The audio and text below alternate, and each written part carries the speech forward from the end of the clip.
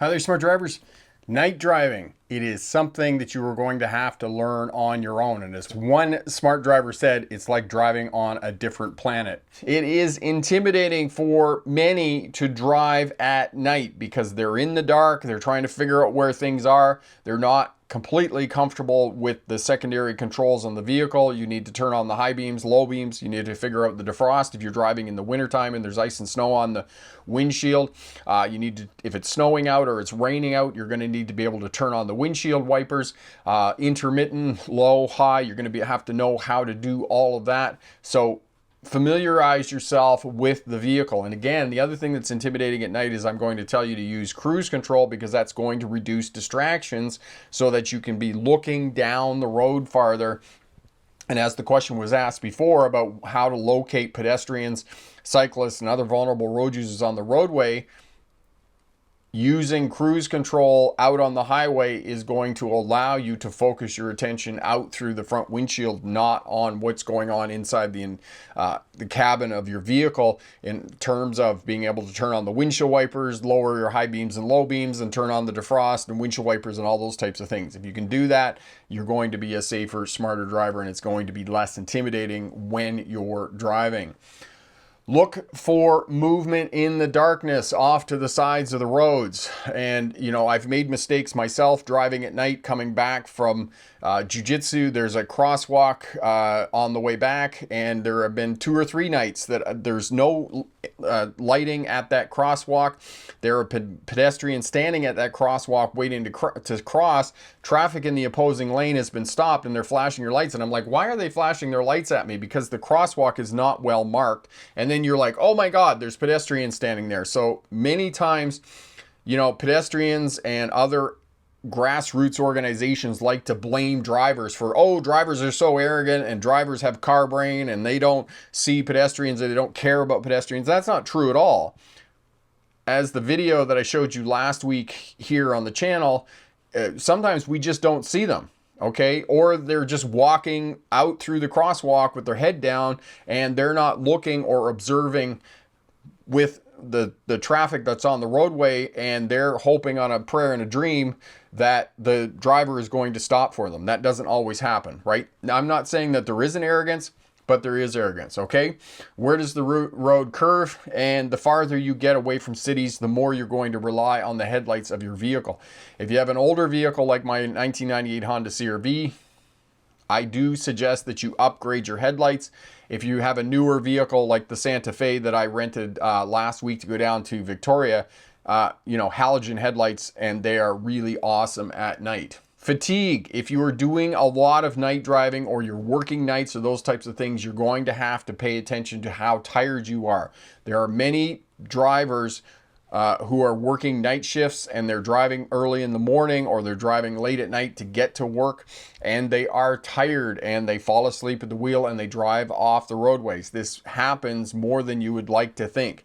So know yourself, take a internal note of how tired you are, whether you should be behind the wheel or whether you should be getting somebody else to drive, or, you know, whether you need to pull over and you need to take a little nap somewhere on the side of the road or those types of things. Eating will keep you awake. When I was driving truck, I was driving a lot of nights when I was driving truck, and I used to eat carrots.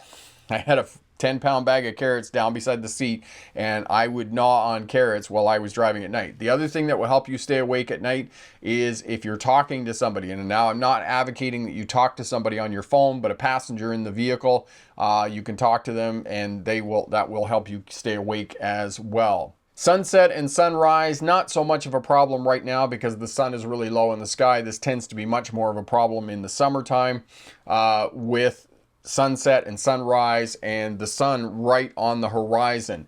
Your eyes are adjusted to the light sky, and road users, pedestrians, cyclists, motorcycle riders, kids on e-scooters, those types of things are hiding in the dark landscape. So this can be a difficult time of day to drive.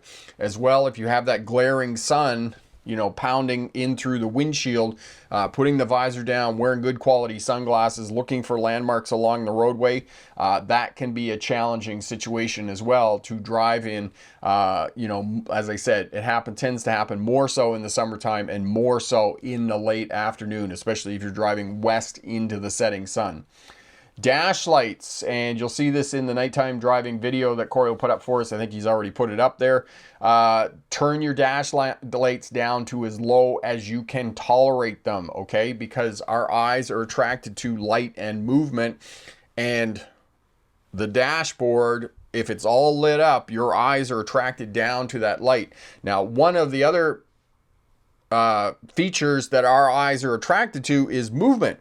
Now, interesting, when on the Santa Fe, the new Santa Fe, it had this kind of moving feature on the dashboard underneath the speed, where the speed was written, because it had a digital speedometer, and underneath the digital speedometer, there was this moving kind of roadway underneath it, and I found that incredibly distracting. As well, on the infotainment center, there was kind of this navigation thing that was moving as well. Those features on the vehicle, even though they're a selling feature of the vehicle and we market it, it's like, oh, look at how wonderful the instrument panel and whatnot is. That's distracting because you've got something down here that's moving in your kind of peripheral vision. And if you can turn that off, that's going to help you to keep your focus out through the front windshield when you're driving. The same thing with the stereo and the infotainment center and those types of things. I had the stereo retrofitted in the Honda some years ago, and the lights on it are blue, and I cannot dim the lights on the blue on the stereo, and I find that incredibly distracting as well when I'm driving at night. Farther away in urban areas, the more you get out onto highways, the less lights there's going to be. It's going to be darker and more reliance on headlights. Use your high beams as much as possible. Now, I know that a lot of the newer vehicles are going to have automatic low beam, high beam dimmers type switches on your vehicle. That's all going to be automatic.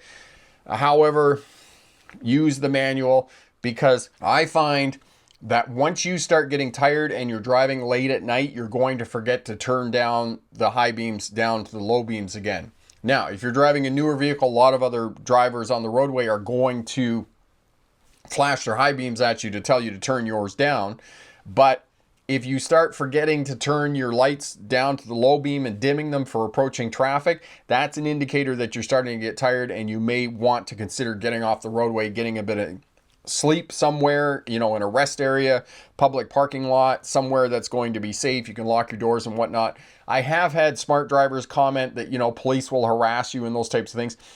My understanding is I've never had anybody come back to me and say, oh, I was harassed by the police late at night. Now, there are racial issues in terms of this. Yes, that is a consideration. But again, if you're in a well-lit rest area, there are some that are policed and have security and whatnot in certain areas. I have heard of that in the States. But again, it comes back to where you're parking and those types of things, making sure your doors are locked and whatnot. And the other piece, keep a blanket in your vehicle, have a hoodie on. You're not exactly getting quality sleep when you're sleeping in your cars and you're laid back. If you have your hoodie up and the blanket pulled up on you, it's going to be pretty hard for somebody to see that you're actually in the vehicle. Now, if you're in a pub parking lot and you decide that you're going to go out and sleep in the car because you're too drunk to drive home, that's a completely different issue than being too tired.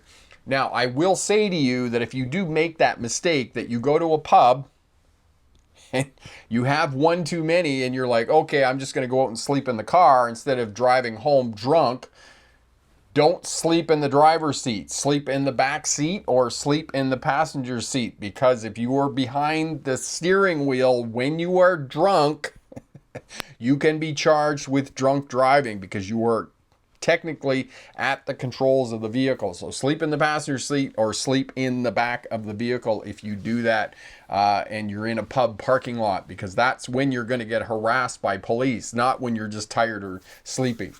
All right, so high beam headlights, fatigue, getting one too many wiggly pops at the pub type of thing. All right, houses along the roadway. So when you get out into dark areas along roadways, country roadways, highways, and those types of things, you have to figure out where the roadway is going. So you're going to be looking for landmarks. You're going to be looking for utility poles along the roadway, signs along the roadway, intersections, because the cross traffic will be going through the intersection to indicate that there is an intersection ahead. Looking for concrete barriers, reflectors, anything at night that will indicate to you where the roadway is going is what you're looking for. First and foremost, other traffic on the roadway, because other traffic is going to drive on the roadway for the most part. So that is going to be your first indicator. Follow other traffic on the roadway. All right, outline of the geography, other traffic, intersections, traffic signs, map and track where the roadway is going. If it's a bright lit night as it is here in the image, look up through the tops of the trees if you're moving through a wooded area, and you can see where the roadway is cut through the woods, and that too will help out with figuring out where the roadway is. Cruise control, as I said in the introduction, use your cruise control at night, turn it on, and then you can turn your dash lights almost to the off position. This is what I did when I drove truck in the 1990s.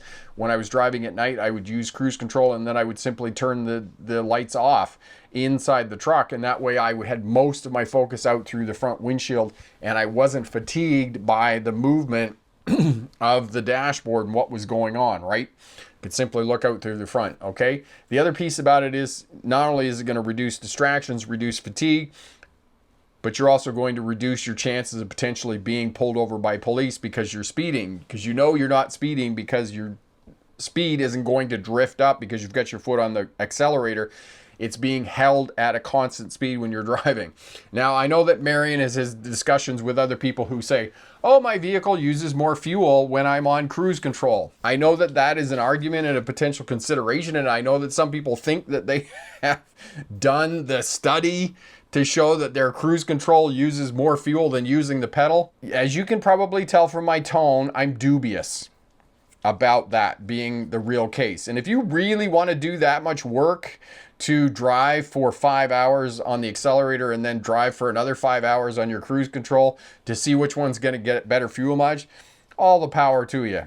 Me personally, I'm a lazy driver. I'm a lazy truck driver. I am not going to do that much work. I'm just going to put the thing on cruise control, and I don't get a speeding ticket. I don't have to be distracted. I'm not fatigued. I just drive on cruise control at night. So this is what I recommend you do. Now, if you want to figure out the A/B testing on whether it gets better fuel mileage on the fuel pedal or not, all the power to you. Just, document it, send it back to me. I'll write a blog article and I'll put it on the website there. Okay? Good luck on your driver's test. And remember, pick the best answer, not necessarily the right answer. That's what we're talking about, giving you tips and strategies to be a safer, smarter driver at night, because unless you are learning how to drive in the winter time when it gets dark earlier, you are going to be left up to your own devices. Over the years of learning how to drive and whatnot, over the years of being a driving instructor and teaching other people how to drive, there have been very few occasions that I've been in the vehicle in the dark with another student. More so when I was teaching truck driving, but teaching car driving, very few times have I been in the vehicle at night in the dark with another student. And something I learned a few years ago when we had a mountain trip in the big truck was we would go out for the day for 8 hours all day in the big truck. At the beginning, I was kind of trying to simulate it as long haul trucking, and it didn't work out because the students weren't ready for that yet. So we used to, by the time I got done and I realized what I needed to do and those types of things, we used to just go up to Kamloops, go to the scale house, and then we would come back. However, sometimes the trip would start in the middle of the night, and I quickly realized with students that they did not know how to figure out where the road was going at night, and most students were not very good with night driving. In fact, it really, really challenged them.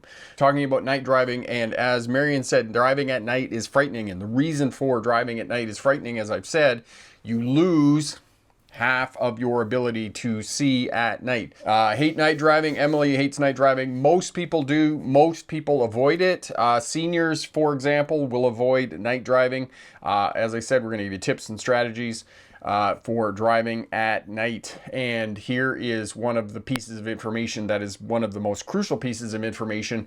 The farther you get away from cities, the more you're going to rely on the headlights on your vehicle. And if you have an older vehicle, you might want to consider swapping out the headlights for better LED headlights, or Nighthawks, I think they're called, is one of the brands that you can retrofit into your vehicle to have better illumination. And some years ago, I was driving truck. I borrowed one of the other driver's trucks, and it was on Vancouver Island going up and down the Pat Bay Highway. And the driver said to me the next day, he says, "Oh, how do you like those new headlights I had?" And I thought to myself, I didn't really notice any improvement in the headlights because for those of you who've been on the Pat Bay Highway from the ferries into Victoria and out to Collingwood, the western suburbs as they call it, there's only one part of the highway that's actually not illuminated with street lamps.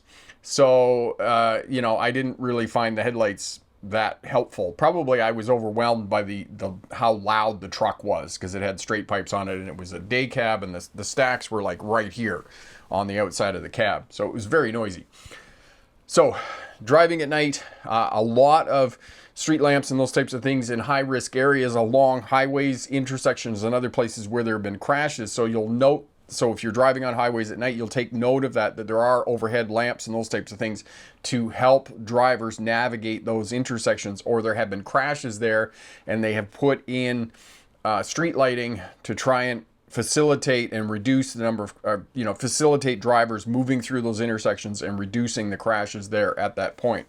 Elevator, make sure that you increase your following distance when driving at night. Absolutely. Emily, driving at night in the snow too, double whammy. Yes, especially if you turn on your high beams in the snow at night. You get that kind of Star Wars, warp drive effect going on.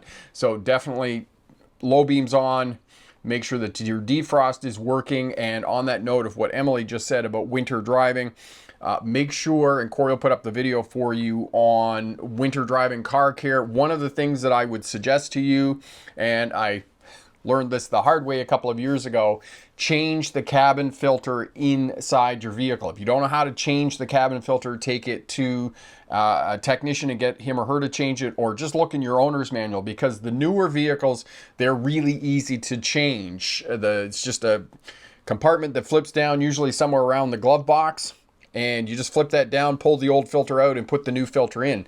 If that filter hasn't been changed for a long time, or you've been running up and down gravel roads, places with a lot of sticks and dirt and leaves and those types of things, because you have to remember that the heater and the defrost inside your vehicle pulls air from outside through the cabin filter, and a cabin filter is inexpensive. It's easy to fix on your own. My mom's Pontiac Montana that we bought her, and I drove home in the summertime, we changed the cabin filter, and it was just inside the glove box and just flipped down on a tab. You pulled the filter out, you put the new filter in. On my Honda CR-V, it's a little more complicated. It's a few bolts that you've got to take things apart and put the new cabin filter in. But the story was, a couple of years ago, Tracy and I drove to Alberta in the middle of winter when it was minus 30 degrees Celsius, minus 25 degrees Fahrenheit. It was very chilly and couldn't get any defrost out of the vehicle. And then I came home and for whatever reason remembered that I needed to change the cabin filter, and took the cabin filter out, and it was plugged, completely plugged with leaves and dirt and other stuff that the filter stops from coming inside the vehicle. That's what was preventing me from having defrost in the vehicle, because the cabin filter was plugged. So if you're not getting defrost, your cabin filter is plugged. Now I'm getting a little off topic here in terms of night driving, but I wanted to give you that piece of advice and that tip about changing the cabin filter inside your vehicle to keep your defrost and your heat inside your vehicle working at optimum capacity, so that you can defrost glass in the wintertime and at night. Because if you have ice and snow on your windshield, the light from other vehicles and the ambient light from overhead streetlights and whatnot are going to reflect off the ice and snow on your windshield at night. Corey's put the video up for that. Excellent. Cario, sadly, people have been stealing the copper from streetlights, making certain dark intersections more dangerous. Absolutely, Carrie, that's a thing that goes on. Is that people steal the copper, but they've been moving back to aluminum wiring and fittings inside these panels and whatnot, because people don't steal aluminum wiring and whatnot because it's not really worth anything. So, but yes, definitely what you're saying. Matikit, I can't avoid night driving. I got work from 6 p.m. to 10 p.m. Okay, so there you go. So this would work out really well for you. Are new filters pricey? Emily, no. Cabin filters are not pricey. Probably less than $50. If you order it online, probably less than $30. So no, they're not expensive at all. And it is something that I would recommend that you change once a year, because you're breathing that in, right? All that stuff from outside, and the filter gets rid of all that good stuff. So there you go. David, highway, our car broke down. David, did you have roadside assistance? This is the other thing about night driving. If you're not good at changing tires, you're not good at breakdowns and those types of things, I do strongly recommend that you get a membership with the CAA, the Canadian Automobile Association, or the AAA in the United States. And there are all kinds of independent organizations that do roadside assistance and whatnot, and it's inexpensive. It's like $100, $120 a year, and you get a tow. You just call the roadside assistance. They'll come out, give you a tow, change your tire, put fuel in your car if you ran it out of fuel or whatnot. So it is a good investment if you're not good at any of that. Retired, I'm 62 and never had a problem with night driving. Excellent. But there are retired, there are some people out there who do not like night driving, and I noticed that as well. That people have difficulty locating where the road is going at night. And I know for me, with all my experience driving the wintertime with Highway 97 between Vernon and Kelowna, that is a very dark stretch of road at night, and it takes all my skills to be able to drive up and down and navigate that road safely. Status, when making left turns in the rainy night, how can you tell whether or not there are pedestrians or cyclists? Status, movement and light. Those are the two things that our eyes are going to be attracted to. So you got to keep your eyes, you got to be really alert and focused on noticing movement in the environment. And that is one of the things that is going to alert you to the presence of pedestrians at night. Not easy though, because many pedestrians do not wear reflective clothing. They do not wear light colored clothing. Oftentimes they're wearing jeans and black jackets and whatnot at night. So it is difficult, as you said, to be able to see them when you're driving at night. Corey's put up the video on driving with cruise control. That'll definitely help you out with driving at night. Eric, my friend, how are you? Drink caffeinated drinks at night too? Yeah, you can do that, but then you're going to have to go to the bathroom a lot. Samsung Outbacks do not have switch to turn down dash lights. Are you sure about that, Eric? Have you looked in the owner's manual? Because if there isn't a dial-y switch down on the left of the steering wheel, sometimes it's right on the instrument panel itself near the speedometer. It's kind of like where the old reset the tripometer used to be, that you could turn the dash lights down. I haven't met a vehicle yet that I couldn't turn the dash lights down and adjust the dash lights, because that's a driver feature, because some people like them like super bright, like Christmas time.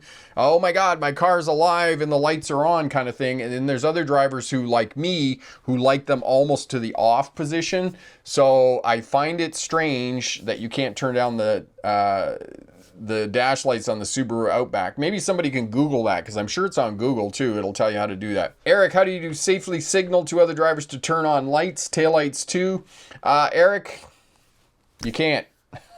I don't know what the universal road symbol is for, hey, Mr. Dumas, turn on your headlights. And for those of you in my family, when we say Mr. Dumas or Mrs. Dumas, it means dumbass.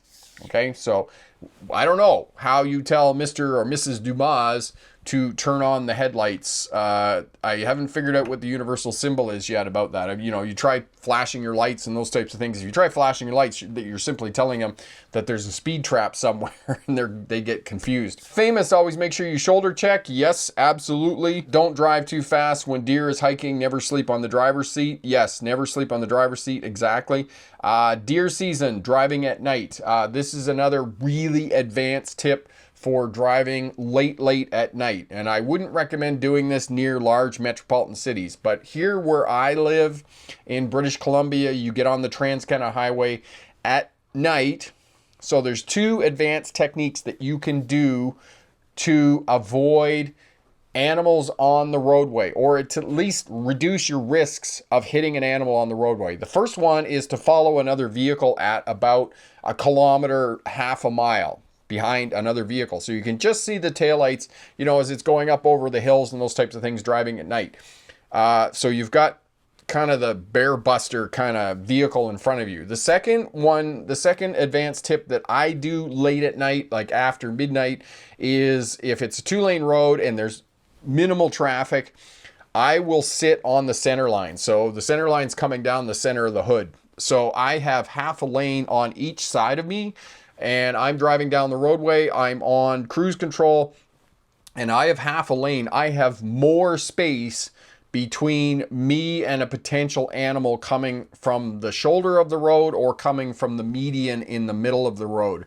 And this is something that I do. Now, if you do that, you have to be alert and paying attention to the traffic behind you, because the traffic coming up behind you, you need to get back over into the right-hand lane so they can pass you. So you need to be very aware of traffic coming up behind you if you're going to use that technique. But the first one for sure, with another vehicle half a mile ahead of you, a kilometer ahead of you, that way, you know, if there's an animal up there, the car's already gone by and scared them off the roadways and those types of things. So that's one of the things you can do. We've talked about in previous live streams on night driving, when Tim was here, retired RCMP officer, with the deer whistles and whatnot, they don't work. Okay, nothing works. And in my experience, I know that some people say, oh, you can see the headlights, the light from the headlights on your car reflecting off their eyeballs and those types of things. In my experience of hitting animals and being in Australia, driving truck, none of that has ever worked. Okay, and that's been my experience. I mean, maybe your experience is different, but none of that has ever worked for me. The deer whistles don't work and whatnot. So just take note of that. And those two safety tips that I just gave you are the ones that I use to prevent hitting animals at night. But I have hit animals twice at night. I hit deer in Michigan when I was driving truck, and I hit kangaroos with the bus when I was in Australia. And both times, it happens in an instant, an absolute instant. There isn't anything you can do about it. Corey's actually found that, how to change screen and dash brightness in your Subaru. There you go.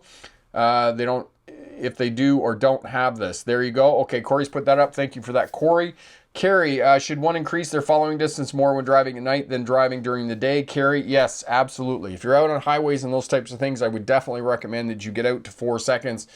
Try not to run up on other vehicles and those types of things again, because we lose half our ability to see at night. Therefore, we need more space between us and other vehicles. And if you're out on the highway, you don't need to be following close to other vehicles and whatnot. And the other piece about that is you want to have that person in front of you blocking animals, right? Okay. I used to drive in the middle when no traffic too. Excellent. Rode big elks or deer. David. And bringing up large animals, moose, trucks going through northern Ontario at night, you know, hitting a moose. Truck drivers and bus drivers telling stories of hitting cattle, hitting camels, large red kangaroos when driving in Australia. It was just an incredible experience and incredible stories. And talking about looking for these at night, especially in Australia, going from Adelaide to Perth, which is east across the southern part of the continent, and you go across the Nullarbor Plain, which is this huge stretch of roadway, and you know, the three buses used to go together at night, and the one bus in the front, you know, you'd see kind of this lump on the highway, because the animals would come out at night because the highway was still warm and it would be cold in the desert, and they would sit on the roadway, and the bus driver would be going across the Nullarbor Plain on the highway, and there would be this kind of lump on the roadway, and then all of a sudden it would stand up because it saw the bus coming or heard the bus coming and the vibrations of the bus on the roadway, and it would be a camel. standing on the roadway at night. And so, you know, it's like a moose. And the other issue with those animals, if you're driving a passenger vehicle with a moose or a camel or a horse, is that you hit them, you take the legs out from underneath them, and then the body of the animal comes through the windshield, and that's usually fatal for passengers and occupants in the front of the vehicle. So that's not something you want to happen at night. Okay, Eric, I suppose I could fill up my Dashlight juice. Yes, you could. 172, rural 2-lane roads at night scare the heck out of me. I find myself having to drive under the speed limit, and sometimes it's 55, which is fine during the day, but at night it's scary. Yes, and again, 172, if you can figure out landmarks to help you navigate where the road goes and curves and up and down hills and those types of things. And again, following traffic is going to be your number one landmark, because other traffic is going to drive on the roadway. So following other traffic when you're on those 2-lane roads at night is really going to help you out. Now, finding reflectors, street lights, those types of things, all of that is going to help you out with driving at night. What to do when there's a lot of extreme bright headlights? People keep putting up on their high beams, blue lights, even in the cities. Yes, great question, 172. If you have high beams of oncoming traffic, look down to the outside edge of the road to preserve that night vision. So at night, our pupils dilate so that more light can get in, and we can adjust to driving at night. And our eyes will adjust, and we will get our night vision, right? However, the night vision can be eroded by oncoming traffic with their high beams on and those types of things. And it's also eroded by the dash lights being really high at night. So you want to turn those down to as low as you can. And to preserve your night vision when there's high beams coming at you, you want to look down to the outer edge of the roadway to preserve your night vision. All of that is going to help you out when you're driving at night and trying to navigate dark roads and whatnot. Carrie, answered that question. Evan, parked cars make otherwise open intersections closed. Keep forward to the other side of the parked car. By the way, before you take off, ensure all doors are locked and adjust your seats. Yes, absolutely. And the other thing on that note of locked doors, Evan, most vehicles in this day and age automatically lock the doors once the vehicle is in drive or attains a speed of 10 miles an hour. It automatically locks all the doors in the vehicle. There's a couple of reasons for this feature on vehicles that it automatically locks the doors once the vehicle is in motion. First, it keeps thieves out. If you're sitting at an intersection, somebody opens the door and grabs whatever's on the seat and runs off. That's the first reason that doors will lock automatically. The second reason that doors will lock automatically is to keep the structural integrity of the vehicle in the event of a rollover. The vehicle is strong so long as the doors are closed, but if the doors fly open when the vehicle is rolling over in a crash, the vehicle becomes weak and vehicle occupants are less likely to survive. So this is the reason that the doors automatically lock when the vehicle goes in motion, is to keep that structural integrity of the vehicle. Michael, you can fit these little whistles on your car so that animals can hear you coming. Michael, they don't work. We've had discussions about that before, and the deer whistles don't work at night. So the tip that I put in place for people driving on roads that potentially could have animals is following behind at a distance, half a mile or 1 kilometer, so that the other vehicle is, clearing the road with animals and those types of things, and that they'll run away before you get there. So the other thing we were talking about in the introduction, we're talking about driving at night in the winter, because we're in that time of the year where it gets dark at 4 o'clock in the afternoon. It's still dark when you get up at 8 o'clock in the morning. So many of us are driving at night. Fatigue, wintertime, all those types of things. Corey put up the video earlier about checking out your vehicle, making sure that everything is working properly for the wintertime. A couple of things that you want to do. Make sure that you have good windshield wipers on your vehicle. Make sure that you've changed the cabin filter to optimize airflow through the cabin of the vehicle. Changing the cabin filter will make sure that your defrost is working. As I said, I didn't change the cabin filter on the buggy a couple of years ago and didn't have defrost in the vehicle when it was like super duper cold one night, and then changed the cabin filter and figure out why the defrost wasn't working. The other reason that you may not have heat coming out of the defrost or the heater in the wintertime in your vehicle is due to the fact that your thermostat may not be working.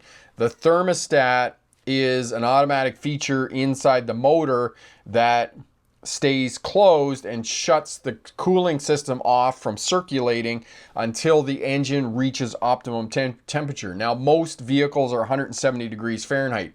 Once the motor reaches 170 degrees Fahrenheit, then the thermostat will open up, allow the cooling to circulate, and then it will keep the temperature of the engine at that optimum operating temperature, which is 170 degrees Fahrenheit or wherever is set for your vehicle.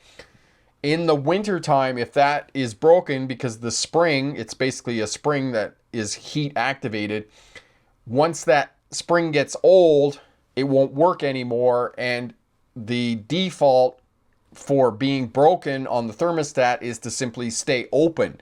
So if you have a vehicle that's 20 minutes, 25 minutes, 30 minutes before it actually heats up and produces any heat inside the vehicle, that's probably your first thing to check, is to see whether your thermostat needs to be replaced on your vehicle. And the van that I got my mom in the summertime, the Pontiac Montana, even in the summertime, I was like, this thing is taking a long time to heat up, because in the summertime, a newer vehicle should heat up in like 3 to 5 minutes of driving, okay, on the highway. And it wasn't heating up for like 20 minutes, and I was like, you need the thermostat changed on this. And as soon as the thermostat was changed, it was fine. The other piece about the thermostat is if your engine on your vehicle is not operating at optimum temperature, you're also not fuel efficient, okay? So if you change the thermostat, you're going to be more fuel efficient. Not only that, you're going to get heat out of your vehicle. So if you're driving a bit older vehicle and you're not getting heat out of the defrost or the heater in the wintertime, change the thermostat. That's probably your first diagnosis on your vehicle. Eric, can wearing contacts cause fatigue during night driving more than wearing them during the day? Eric, I don't wear contacts. I suspect that they do, because there's something on your eyes that is probably causing fatigue, and my understanding is that they dry out and those types of things. So, maybe people who wear contacts can give us a bit more information. So if you're watching on the replay or on the live stream now, maybe you can leave a comment down in the comment section there and let us know whether you find that wearing contacts causes fatigue when you're driving at night. Interesting. I did not know that. I liked that the doors lock after I start moving. Yes, Marion, and it's a couple of reasons why. Epic, at night, try to stick to the speed limit on the highway because there will be heavy enforcement. Saw this last night when I was going to Woodbridge, New Jersey from Eaton, Pennsylvania area. Also watch for animals. Yes, watch for animals for sure at night. Marion, how do you drive at night when roads are wet and the streets lights are dim? Again, you're going to have to be, Marion, when it's raining at night or the roads are wet and there's a lot of reflection of the ambient light from the road surface off the water. Good windshield wipers, keeping the glass clean on your vehicle. This was the other piece that I wanted to talk about, keeping the glass clean. Defrost, keep some glass cleaner inside your vehicle, because any dirt on the windshield and those types of things is going to cause the light to refract. In other words, it breaks it up and it moves in kind of weird ways in and through and around the vehicle. And it's already going to be difficult enough with clean glass on the vehicle. So you want to try and keep all that clean. This is another reason to optimize and make sure that your vehicle is maintained, changing cabin filters, good windshield wipers, making sure the defrost is working on your vehicle and those types of things. And again, with dim overhead lights, relying on your headlights of your vehicle and those types of things, be looking farther down the road, looking for landmarks, street signs, utility poles, fences, houses along the roadway. Any landmark that is going to help you determine where the road is going at night is what you're looking for to keep yourself safe. And again, your number one landmark for determining where the roadway is going at night is going to be other traffic, because for the most part, other traffic is going to drive on the roadway. So you want to be following other traffic.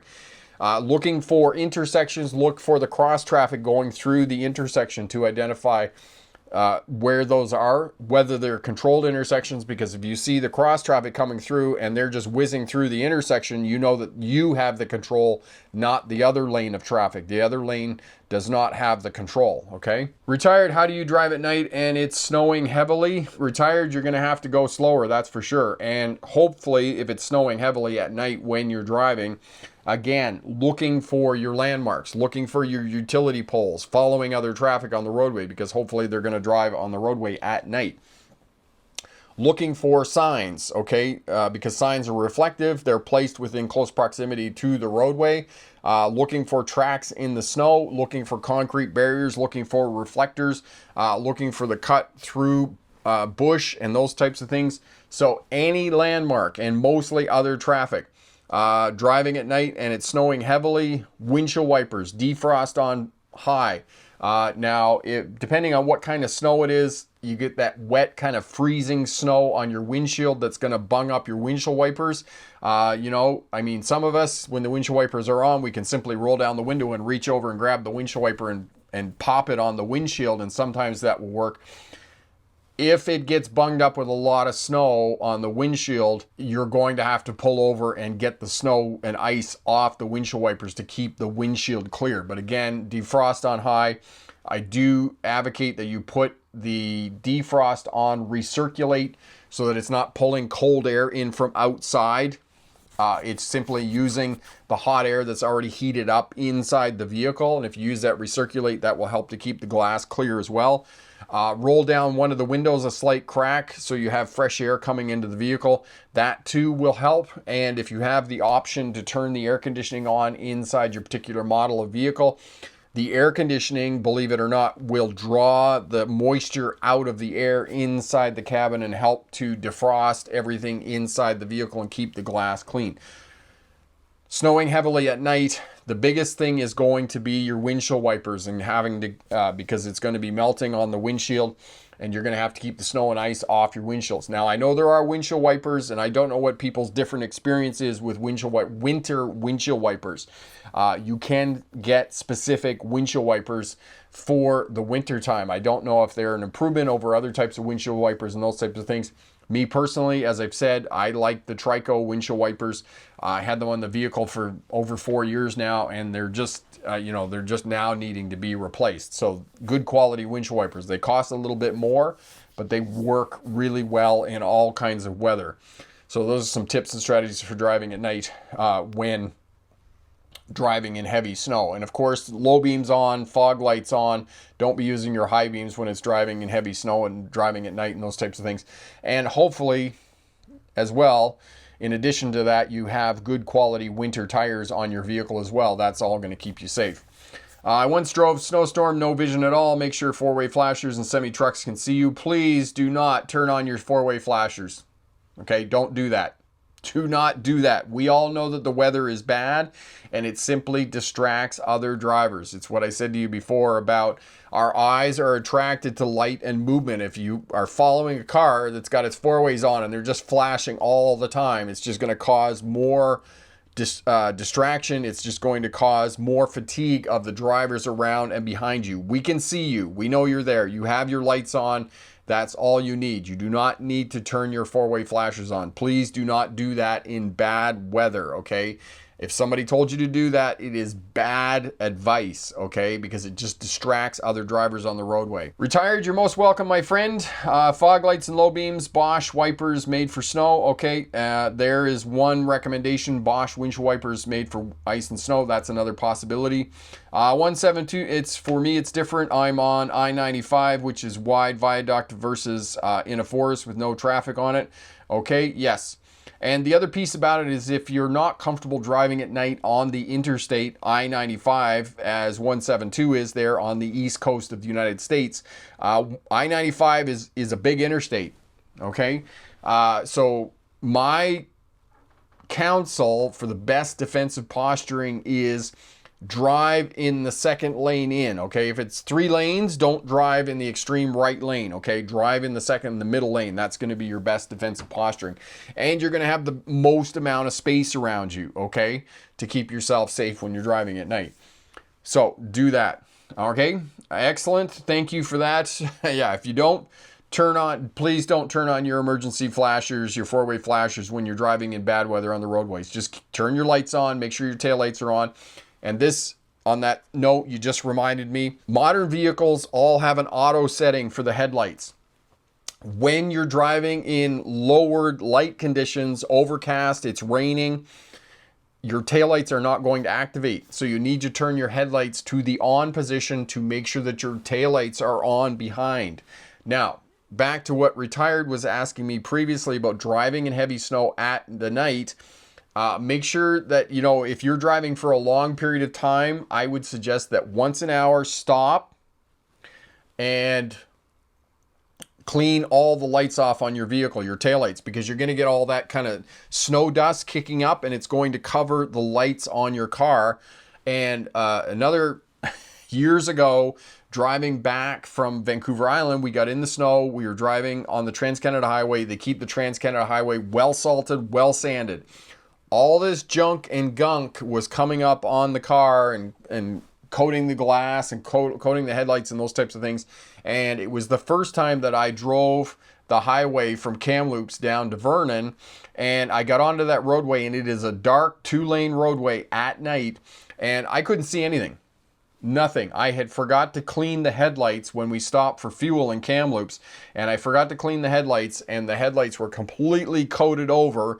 And fortunately, I couldn't see anything on the roadway. I got in behind a big semi truck that obviously been up and down that roadway 100 times and knew where they were going. And I just got in behind the semi truck and I followed the semi truck all the way to Vernon, and I was okay. So this is the other piece. If the salt trucks are out, the sand trucks are out, make sure that you have winter windshield washer fluid in your vehicle to keep the glass clean.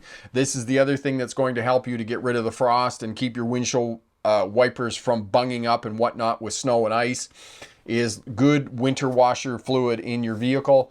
And making sure that once an hour you stop in a fuel station or stop in a rest area, take your snow brush out, clean all the lights and glass off on the outside again. And that way other vehicles on the roadway are going to be able to see you, and you're going to have the best visibility when driving at night. Eric, if stuck or spun out in snowy weather, can you use flares? Eric, we've stopped using flares because they tend to create fires, especially around vehicles that, you know, have fuel tanks on them and have flammable materials. It's not recommended that you use flares. Most of the emergency survival kits for wintertime will come with those little triangles in them. I would suggest that if you are driving out on highways or driving distances from cities and those types of things at night in the wintertime, that you put a winter survival kit in your vehicle. Corey will put up the video for you on the winter survival kit and the things that should go in it. I would not suggest you use flares, okay? Just because they're flammable and they cause fires and those types of things. It's just probably not the best thing that's going to keep you safe. Epic, I wonder why drivers during a rainstorm still put the 4-way flashers on. I ended up doing this back in 2018 when I drove on I-80 by Stanhope, New Jersey during a rainstorm. Yes, please don't do that.